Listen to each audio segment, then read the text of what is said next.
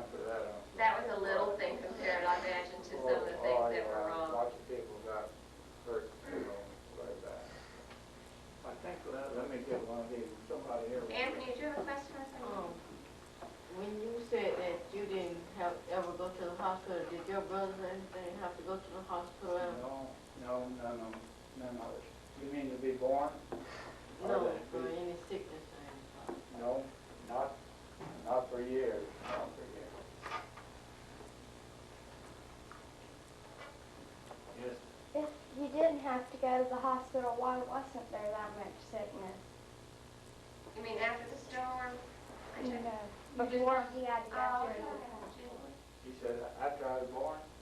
Are you talking generally? During that period of During time. that period? People just didn't go to the hospital. I don't know. We weren't exposed to quite as many things as we are now, but none of our family, as I know of, my dad was not in real good health himself, but none of us boys, we didn't have it. We were too hungry to have anything. Too mean to get sick, maybe.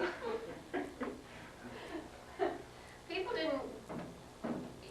they weren't as concerned as we are with, they took care of their own kinds of problems at home and treated their own illnesses. You probably used a lot of things that you knew about, plants that you knew about, and things like that. People did. They had cures for things, and they just used those kinds of things. So you're good for stimulating stories. I'll tell another one. Okay. In Arizona, where we lived there, we go out on the land and you build a tank because you have to pump the water. Pump it about 70 foot down, pumping it up into this tank. Well, then we had a special type pump with a bow gear and a large gear on it to run together so to make the plunges go up and down to raise the water.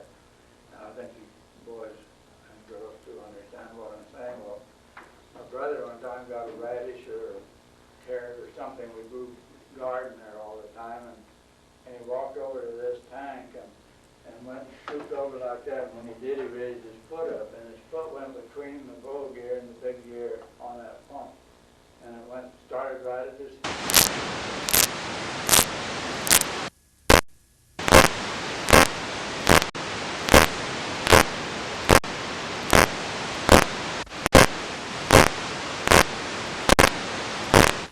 came up and went right down the edge there, and that bone in his little toe, and took it off.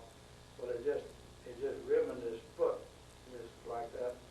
Never took him to the doctor. Mama took him and used, you know what you use for disinfectant? Lye. Oh.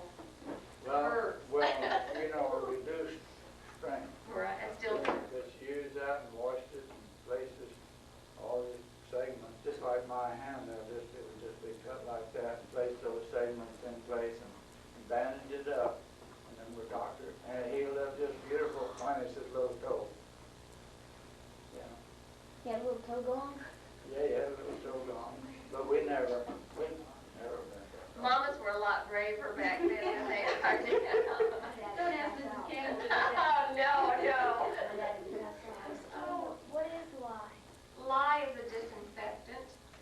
So It's a kind of disinfectant. How did they make that? How did they make lye back then? Lye soap, I hear that lye soap. Well, you have your ashes from the stove, and you put a little bit of water on it. It has to be in a container so that it'll contain the water. And you put water in it, and it sits in there, and you keep adding the water.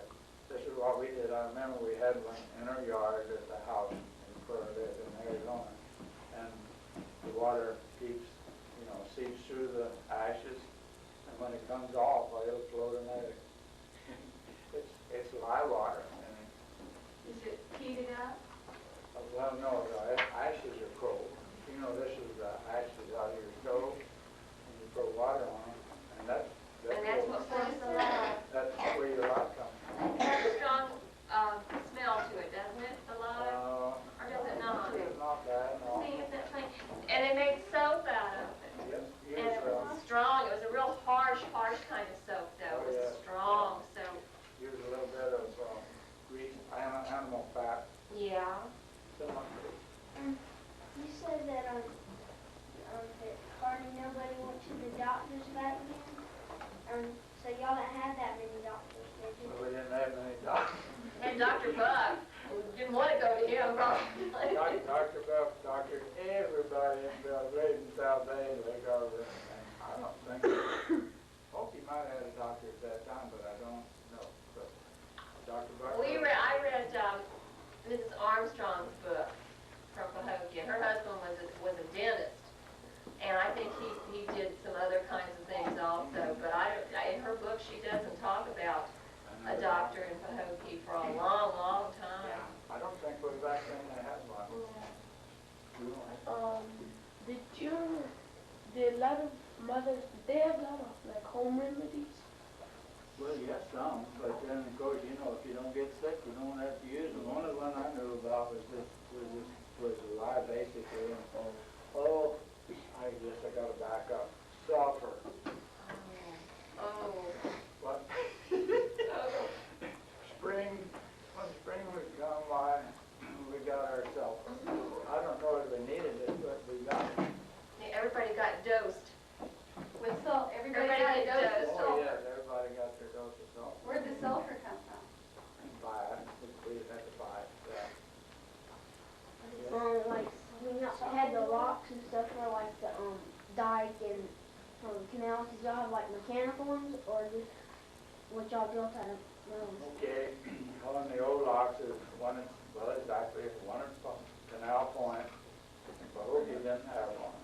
Belgrade had one. It's out near, where am I? Chosen. It's out here near Chosen. And Lake Harbor had one. South Bay had one. And the way they were designed with the gates, you know, how they all come together and they meet before they get opposite each other from a right angle standpoint. They meet, well, they had an old gear rack. Do you know what a rack is?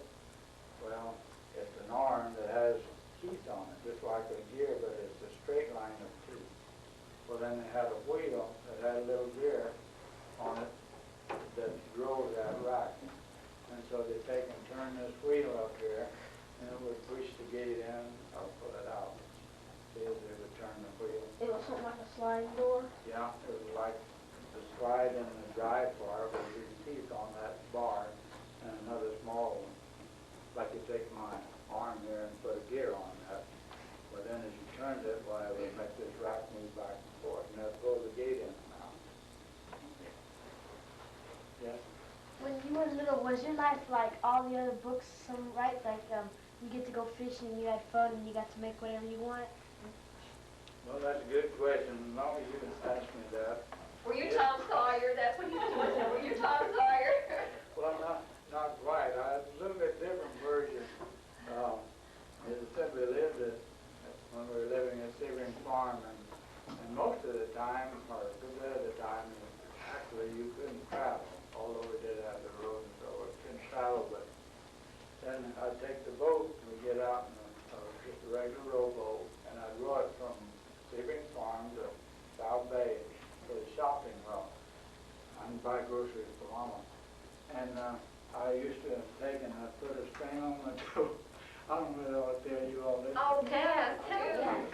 I put a string on my toe and paddle. And I said, there's no problem, because we better put it anyway. And so I paddle that boat, and as you paddle the boat, you know how fishermen pull his bait like that, you know? Well, that movement of the boat going faster and slower had the same effect. And time I'd come to South Bay and get back home, usually it'd have 3 or 4 bass. Toe fishing is called. Toe fishing. Sure you've heard of it, haven't you? Toe fishing, Toe fishing. right. Oh, that's wonderful. Yeah. That's the lazy man's fishing. That's a working man. Working man. That's true. That's true. Economic efficiency. Yes. You didn't have to row that boat the whole way. I think these kids think that they have so many things that they have to do in their lives that when they look back at previous times that people were growing up that looked so good to them. But I think it was hard. There are a lot of things we don't consider. Well, you know, really, I guess the Lord has been good to me all my life, basically, until these young folks went down. I worked on the dock, I told you, I think 2 places. Well, actually, I ended up working on the section from San Lucie Canal to Canal Point. And so working on that, at that time we was having hard times, as you all probably heard about. And so So we had to work 15 days, and then we had to loaf 15 days. And this was a government statement, goes with government work, and they were under control. And so I'd go work 15 days, get paid for that. And the other 15 days, and you know what I'd do? Went fishing. Went fishing, not tow fishing, no. I'd go with a rod and reel fishing, and I could catch fish, and did catch a lot of bass. The bass were plentiful then too. And bring them in and sell them out. Even though it was hard times, I could bring bass in. It was not illegal, I better say that too. Not illegal to sell them at that time. But I would bring them in and take them in town here and sell them. I'd sell $3 or $4 worth of fish a day. That's a lot of money like that back then. And but I had a good time fishing 15 days and then working 15 days. The people we've talked to have felt like that even when there were hard times, that possibly out here things weren't quite as bad as they were other places. You're exactly right. I never suffered, and I don't know anybody that really suffered for food or clothing or anything out here. And you know, people knew people. Now you live in a house and you don't know your neighbor. Well, back then, I knew everybody in South Bay and everybody in Belle Glade and everybody in Lake Harbor just about. And I didn't know anyone in Pahokee. I got introduced though when I started going to school. We trucked it. Well, it was a truck with seats in it to Pahokee to school, and so I got introduced. And I was behind because of migrant labor in a sense. And in school, so I wanted to try to make high school in 3 years. And I almost made it, but not quite. So you went to high school in Pahokee? Yes, ma'am. And well, in the same people, there's a lot of folks that stayed in it. It's the old main building. Right. And that's one thing that the building of the dikes did. You know, you could look out on the lake. I love lakes. And you look out on it, where we lived in Syrian farm, we could look out on the lake. But now you can't see the lake unless you go on the side. That's what Mrs. Armstrong said in her book. She said that their house was built like right on the edge of the lake. And they were like some of the first people in Pahokee. And that she remembers those sunsets over the lake. That there wasn't anything as pretty as that. The dike has changed it totally. It made it safe, but you had to give up something for it. And that's a shame. Give it up a good bit for it. Did y'all have like the tower back then, like the tower on the Pokey Dike now? No, the dike wasn't even there till later when I was going to school. See, I graduated. In the 30s, they built the dike in the 30s. Started in Started in the 30s. And you said it was finished by 1961. It took that That's when long? it was dedicated. I think it's kind of finished before then.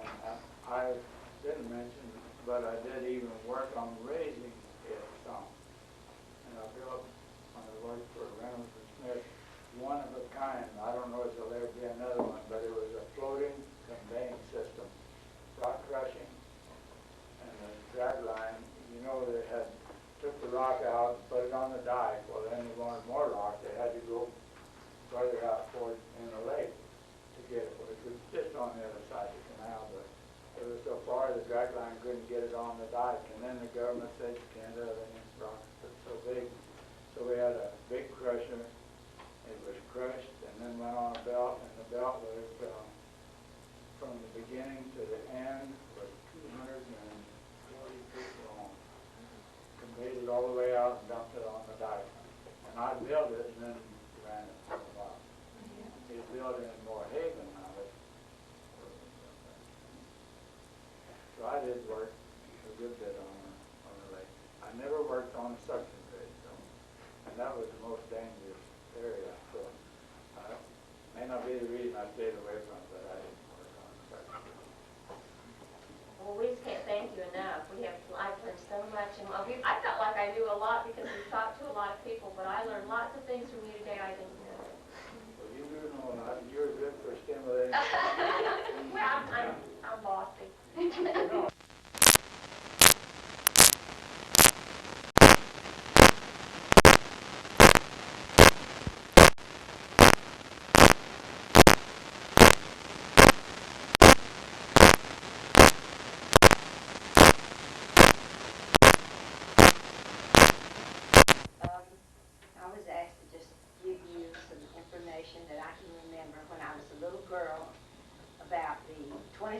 hurricane and the 28 hurricane. In the 1926 hurricane, I was 7 years old, so I'll just give you brief highlights of some of my memories. During the 1926 hurricane, we didn't have as much damage as we did in the 1928 hurricane. We did have lots of wind. I don't remember how the speed that the wind was blowing there, and we didn't have much warning about the hurricanes. Then we didn't used to have people report to us all the time and tell us, you know, that a hurricane was coming in to go to higher ground. But my daddy had built a home not too long before that up on the ridge, and we call the ridge the lots and the land that is right beside the highway from Canal Point to the end of Beckham Point Road. And this is higher ground than the other land where farmers farm out in the mud. So every time they would have a very bad storm or a hurricane, people would go to their friends' houses up on the ridge. And since we had a new house and it was very strongly built, my daddy had built it, we always had a lot of friends and neighbors come. So at this particular time, we had many people come to our house on the ridge. We had already, the hurricane had started, we were having lots and lots of rain. My daddy went to pick up a lady. He had to walk to get her, who was probably only a couple of blocks behind us, only we weren't, the land was not laid out in blocks then, but her land was lower. And so he was afraid for her to be out there alone because there were not many houses beside her. So he started out thought he was going to walk with her, but the water was coming up pretty high, so he had to carry her on his back. And before he got to our house, seems like to me I heard that the water was about waist high or something. Anyway, it was getting very high. He was probably in some of the ditches part of the time too, and it was raining so badly he probably couldn't tell when he was on the land, when he was in the ditch part of the time, the little ditches that went along the road. But he got her to our house. So then, but during this hurricane, the wind was so strong, it blew the water toward Moorhaven. And this is where they had the most damage during the 1926 hurricane. So much water blew so fast, it left the fish just flopping on the ground where the water had been. So many people in our house, we didn't have a dike then, just took pots and pans and bowls and went out of the house and went out to the edge of the lake, because we weren't too far away from the lake, just across the road there, and picked up all these fish and brought them back to our house. In the meantime, my daddy was afraid that the chickens were all going to drown. They were in the backyard and it was just raining so badly. He thought they would drown, so he killed all the chickens. So Mother fried the chickens and she fried the fish, and I remember it was a glorious time because we had all this company, and we had the fish fried and we had the chicken fried. And so everyone really, you know, got through the hurricane very nicely. There was some damage. I remember that Mrs. Paget had a store downtown, and many of her groceries floated away. So there was water, but not like the 28 when it drowned so many people. But her groceries were floating away. And I believe Mr. Salvatore said that he had had some damage, but there wasn't the damage that many people had later on to their homes. Okay, so that is my main memories of the 1926, when I was 7 years old. 1928 hurricane, and this is about to tell how old I am, when I was 9 years old. It was a different story. This same house that my daddy had built, which is right across the street from the Prince Theater in Pahokee, if you know where that is.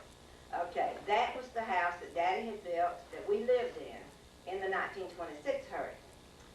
Just before the 1928 hurricane, my daddy had sold that house to Mrs. Paget, who had owned the store downtown. And he had built another house exactly like it across the street, but it was closer to the lake.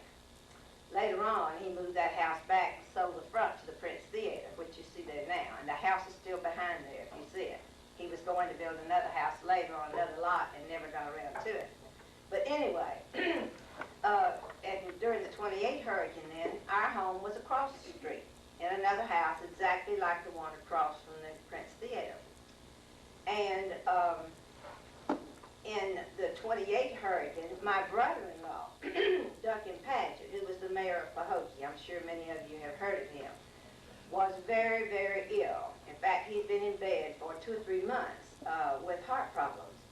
And so he lived down at the end of Beckle Point Road on the ridge, but still close to the water like our house was. And since he was so ill and the 28 hurricane was coming, his mother, who was on and now owned the house that we used to live in, wanted him to stay with her during the hurricane, and his wife, my sister, wanted to stay with him, and yet she wanted to be with us too. So we just left our house across the road and went over to be with them in the same house that we were in the 1926 hurricane. During that 28 hurricane, one of the gables came off of the top of the roof, and all of this rain came pouring into the living room. And so everyone was busy with taking buckets and dipping up water and pouring it out the side door. So all the time that, you know, during the worst of the hurricane, they were dipping out water and throwing it out. Then one of the walls began to blow in, and it was one of the walls in the room where my brother-in-law was in the bed. And I know he got very upset, and everybody else was very upset, because here he was, a person who had heart problems, and the wall was caving in.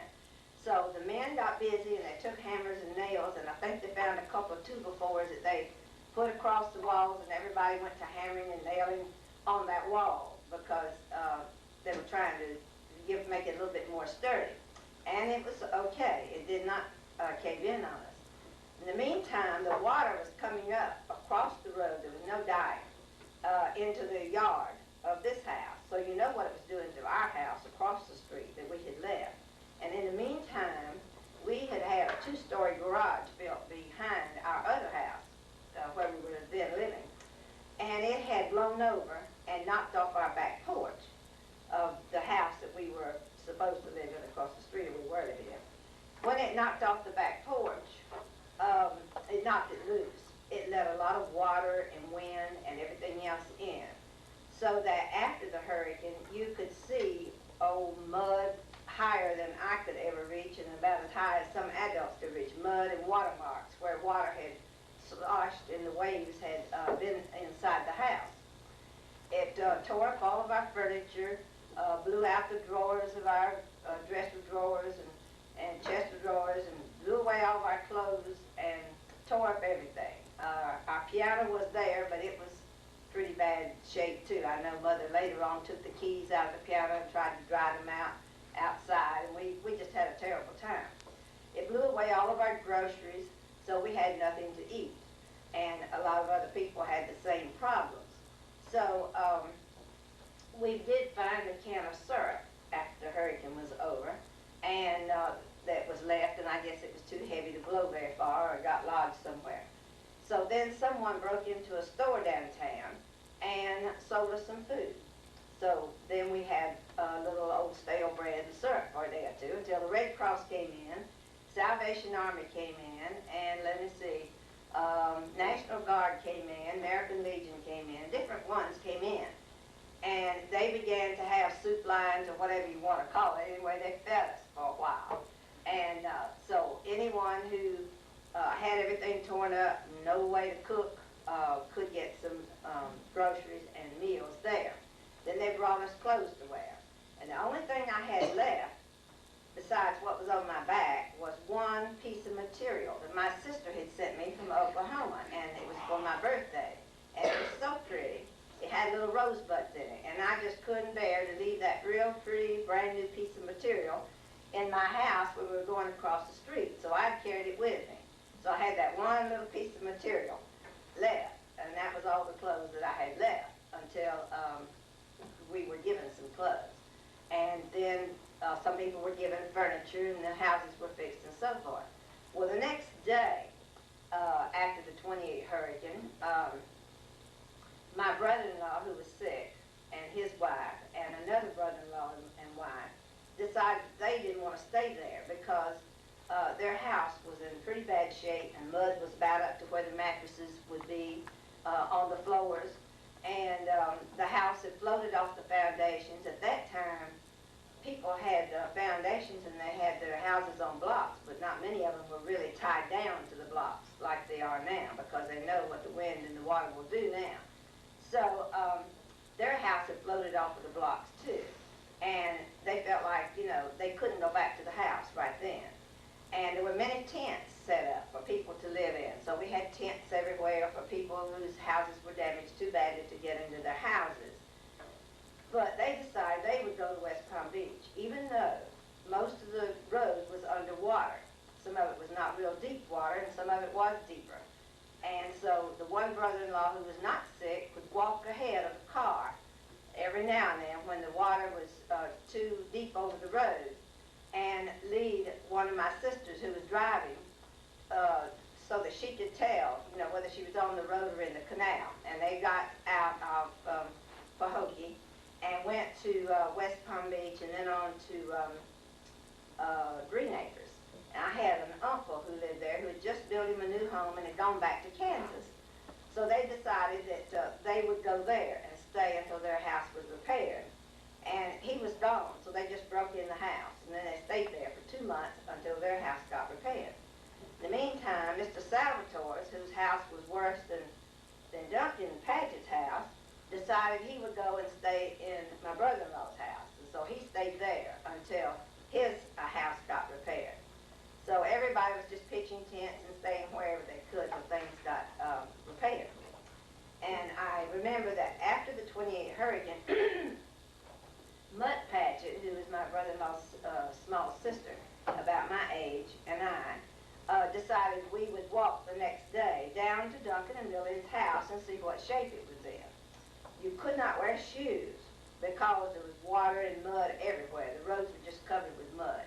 So we walked barefooted down there, and 3 or 4 times during that day, while we were walking down there, we stepped on nails. And then we'd stop and pull the nail out, cry a little bit, and then go on and walk some more. So I don't know why we didn't get lockjaw, but we did. But anyway, you couldn't wear shoes because there's just no point in it. You'd ruin them. And then we saw his house, which had floated off the foundation and probably would have floated farther away, but it got caught on a cypress tree, the part of the porch, and it got turned around, so the door was down on the opposite side, the one that used to be in the front door. But it stayed there. The tree kept it from going any farther. So, you know, it didn't take too long to get that house repaired because it was a good, strong house. Daddy had helped build it too. And so the actual outside of the house was okay, even though the inside had a lot of water damage. After this, one of the reasons why we had so many people killed in this hurricane is because we had a partial dike out in the muck, a very small dike. I think it would have been better if it had no dike at all, because then the water would have come up gradually and people could have taken care of it.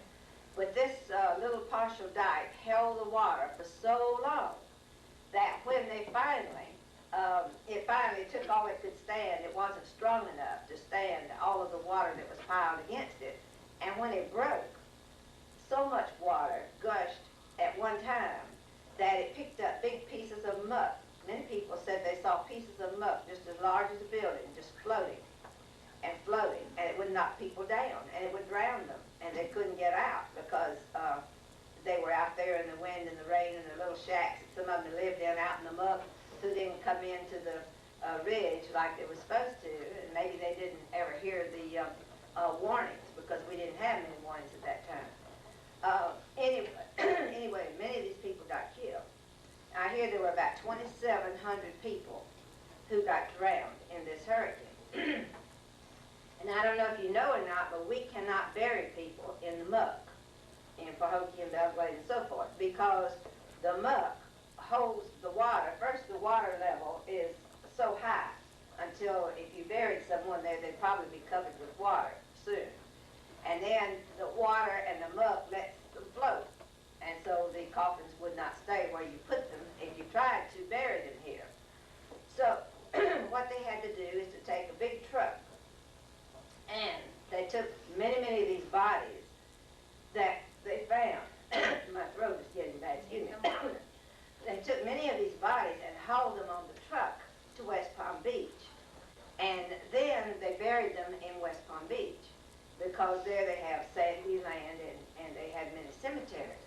But pretty soon they got to be so many, and that went on for about 6 days. So they ended up also, I think, starting the first cemetery at Fort Myakka, building a trench there. It was in yesterday's Sunday paper. There was an article Is about that how right? they had redone the marker at Fort Myakka, and because it had gotten into a state of disrepair. And there's an article I've got on my desk about it. Well, but there's one up there that they are trying to even get a bigger marker for now. So I didn't they'll know have that. more. But I did know that everyone thinks that's the beginning of the cemetery there. It Because, said it was. yeah, because they couldn't carry any more people to West Palm Beach. So then they started burying them as many as they could at Fort Myakka.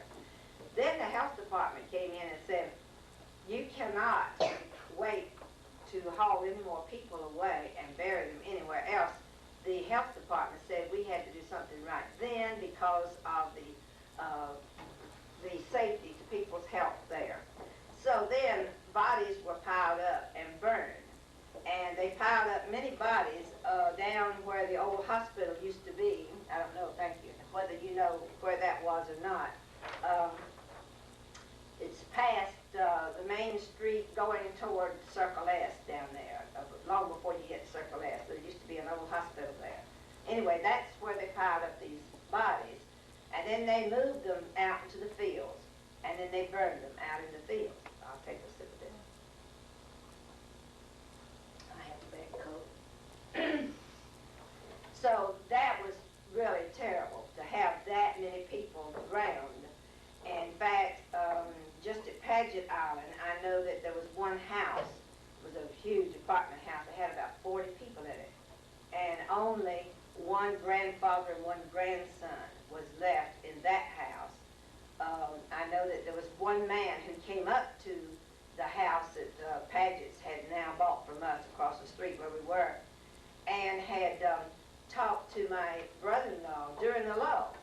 And they thought, he thought the storm was over because it was a lull and everything was quiet and no wind, nothing. And so they thought everything was over. And then my brother-in-law said, go back home because it is not over and it will be coming back just as bad the second time, if not worse, than it was the first time.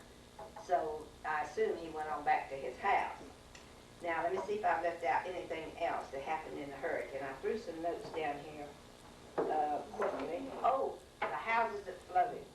We had many, many houses that floated as much as a block or two away from where they were to begin with. One house particularly floated right up next to the house that we were staying in, Paget's house. And during the lull, they saw our light. I don't believe we had any electricity then. I think we were still using lamps. But they saw the lights in the house. And so during the lull, they got out of that house, which had been floating, and they didn't know what in the world was going on, and came into our house and stayed for the rest of the hurricane. Then I also remember that during part of the hurricane, there were so many people there, we didn't have chairs enough for everybody to sit down. And so during part of that hurricane, my daddy and my mother and I were out in our car in the yard, and they put on the emergency brake, and we sat out in the car, and I was afraid, because I was afraid that the car was going to blow into the lake. You know, the wind got bad again the second half. And so that really worried me. That was, I guess we went out during the lull thinking that, you know, everything would be okay and the car was still out there. So they figured the car would still be there and we could have a place to rest. But that was rather scary. Now let's see if there's anything else that, oh yeah, I didn't tell you about this. During that 28 hurricane, to tell you how strong the wind and the water was, it blew a kitchen sink, which was in our kitchen, out of the wall from the kitchen into the living room, which was in another room, a large living room, but it was quite a distance away from the kitchen, and blew it next to the ceiling. We could find the sink after the 28 hurricane was over, along with seeing all the waves and all the mud. We saw this kitchen sink right up close to the ceiling where it had blown it. So you know it was a good thing we were not in that house, and that we were across the street when the hurricane was going on there. Because lumber and pieces of wood and furniture furniture and everything was just destroyed. Let's see if there's anything else that I've left out that I might need to tell you about. I told you about all the people that they had to burn. Oh, the nice part about it, of course I was just a child, was that after the hurricane, and we got back into our house across the street, the water was still up almost to the doors. You could walk out the front door, but if you walked out the back door, you would be knee-deep in water, if not deeper. And the most beautiful fish you've ever seen in your life. Beautiful, beautiful tropical fish. I have never seen anything like that before. I had always enjoyed catching minnows and keeping little minnows, which were just, you know, not very colorful. But these were the most gorgeous fish I've ever seen. So some of my friends and I just had a ball. We'd get pieces of screen wire and go out there, out my back door, and we didn't even have to be very far away from the door at all, and just catch all kinds of, all colors of fish and try to keep them in jars. So we enjoyed that part of it, but the rest of it was not very pleasant. Is there anything you'd like to ask me? Because I think I've hit the highlights. There weren't many alligators? Oh, we've had alligators. Yes, my brother used to take a shotgun, not shoot the alligator, but just to scare them away so we could swim, because we used to swim out in the lake, and there were alligators. But they wouldn't bother us if we didn't bother them. I mean, the hurricane. Oh, during the hurricane, I didn't see any alligators during the hurricane. It was mostly just rain and wind. But we did have alligators out in our lake. How long did the hurricane last? I'm not really sure. It seems like to me it started about dark. It seems like we always have hurricanes at night. Yeah. And I don't know why that is, but we always seem to have Seems like the worst part always at is night. when it's at a Yeah. bad time you can't see it. And it probably lasted, you know, most of the night. Probably toward morning, you know, things were better. Maybe 2 or 3 o'clock, where it's probably the worst of it had gone by. Did Shorty Shiver go to your house because he was my grandfather and he survived through that, and Did he live up there, He Michael? lived in Belgrade or Pahokee? he lived in Belgrade. And he probably didn't go. It was mostly friends and neighbors that lived close around Pahokee. I'm sure they did the same thing in Belgrade. You know, whenever they found out there was going to be a hurricane, they would have people go to the place that they thought was real safe over here. Is the statue in front of the library in memory of all that died in the 28 hurricane? I think maybe it is. Yes, sure. What's that? However, I don't know if they ever really knew all who died in the 28 hurricane, because there were so many people dead, and you couldn't take the time to really do a lot of identification because you had to take care of them. And so many people were just put together in one big trench, and I don't think everybody even knew who all the people were. Can you guess how many people died? They said about 2,700. That's 2,700 people that died in the Glades area. That they found. That they found. There's probably many people never found. They have a cemetery. Look like you can build on the cemetery now in Belgrade. You said that there's too much water in there. They may have some places where they have them, but I think they're talking about the mausoleum, It's aren't a you? mausoleum, Yeah, right? see, They're not buried in the ground, Danny. They're not in the there are ground. some. There are some in the Yes, ground? There might be a few. My aunt was buried in the ground. Yeah, they have a maybe higher ground there. But most of the people that are buried there are, it's in Or in big in a mausoleum, drawers. yeah, Right, above right. the ground. Any other questions? When I went, about a year or so ago, it's about the people buried in the drawer. When I went. Now, this is about the hurricane? Because the people that I'm talking about weren't buried in the drawers. That was just recently, or not too long ago, that they started doing that. Because, The we didn't- cemetery in West Palm Beach that where all Wayne Place of Town, where all the people are buried, it's called Woodlawn Cemetery. And they say there's a hurricane marker there. We've never been to it, but Yeah. we'd like to go and see it. I haven't either. Was there a memorial service that you remember? Yes, there were memorial services, even though that, you know, they might not know who all the people were, and even though some of them might be at Fort Myakka, they were still holding memorial services in West Palm Beach. Did you know the Armstrongs? Definitely. My Mrs. Armstrong was my mother's best friend. Well, we read a book by her Uh-huh. called I Don't Know What to Feed an Alligator, or I Don't Know What to Feed Alligators. Uh-huh. And she talks about it, and she said that her husband's office was where the Red Cross came in and set up their headquarters. Right, and my mother helped them, you know. So she that was helped very near give out where you clothes were, and stuff. right? Right. And they talk about what to feed alligators. I can remember my husband, this has got nothing to do with the hurricane, used to bring home anything he could find in the way of pets or eggs or anything else. And he brought us some alligator eggs once. And we kept them in the bottom of a hamper in some kind of bulrushes and things, and they hatched. And we had little baby alligators. And I used to feed them minnows and have a little pan of water there, and they would just love those minnows. But I remember one summer I went off, and I'd given all of them away except one. And I left that one with my brother-in-law, Ducky Paget.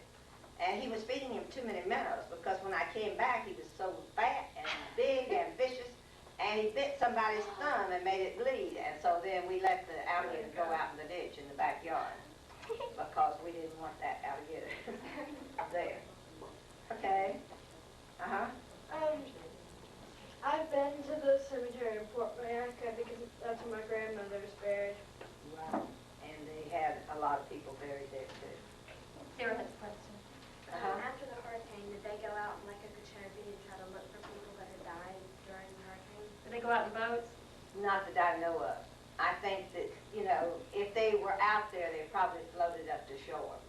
Anybody that would have been in the lake would have floated. And they found so many different places, and, you know, probably some of them even buried under. They still find them, they say, when they Yeah. clear fields now, they still I'm find sure that- bones and things, I'm sure and they that think they it will. must be from the hurricane. Right. Although they say these could be Indians. It might be. Because, you know, Pahokee used to be called Pale Key when the Indians were here.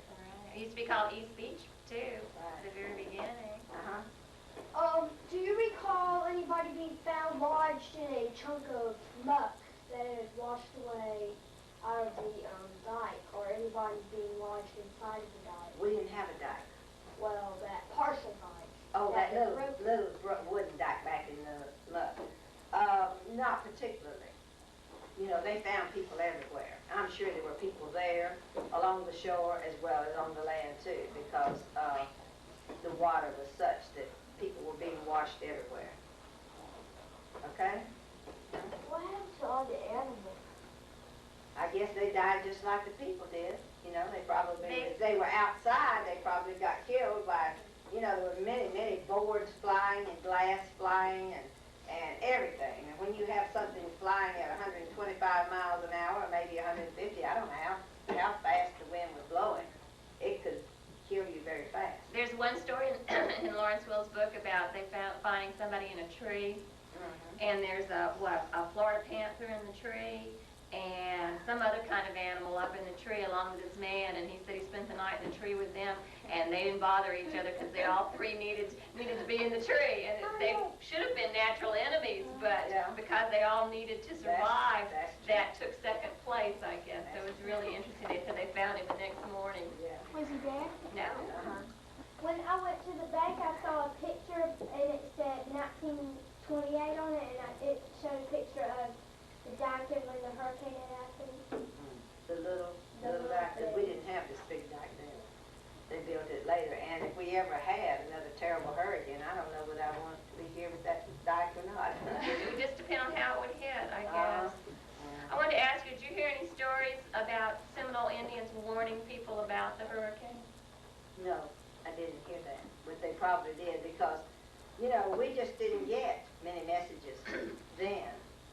And I think that's the reason so many people got killed and got drowned because probably most of them didn't have a radio. If you had one, I don't even know if Well, and the it reports of even the mentioned storm it. apparently were all different. Well, we Some wouldn't have had said one, it was because I don't think we coming. had electricity then, so unless it was a battery, something, radio or something. I think the reports were also different. They lost the storm They for a were. while, they said, and didn't know Yeah. where it was. I know. We heard a story about from one of the people that has spoken to us about an Indian that was up on the Canal Point Bridge long before the storm, and was warning people that there was going to be a hurricane.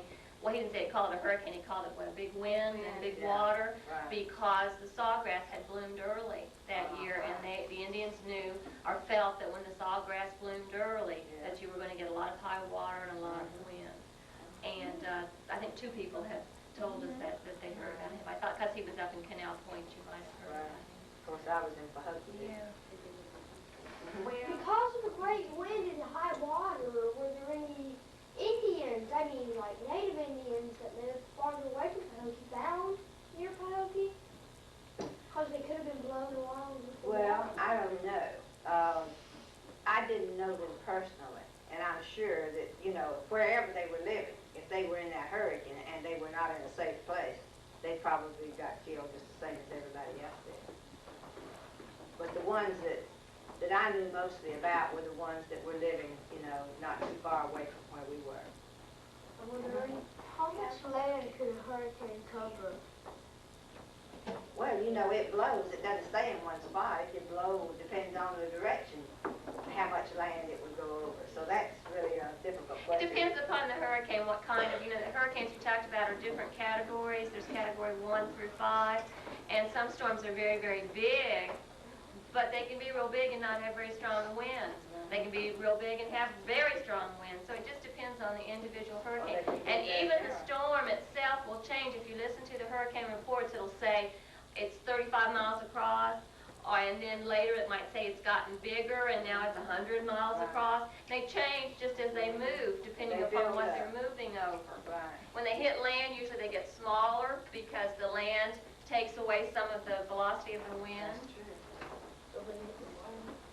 On one side of the hurricane would go in one direction, on the other side of the hurricane. Yeah, that's what they call the eye of the storm. And we were in the eye of the storm in the 28 hurricane. It came one direction, and then you had the lull. Everything was quiet, no wind, no water, just like it was all over. And then all of a sudden, probably 30, 45 minutes later, you know, I don't know exactly how long it lasted, then the wind starts coming from the other direction and comes back. So, Last year I did a report on hurricanes, and when I was looking it up in this encyclopedia, I saw a picture of Havana, Cuba. It was a plywood, went through a palm tree. yeah. It was all the way through it. You Well, could see, it on this the is what side. happens when the wind is so strong. It can tear everything up. Did anything rather unusual happen when you were there, like a flashlight getting stuck into a tree?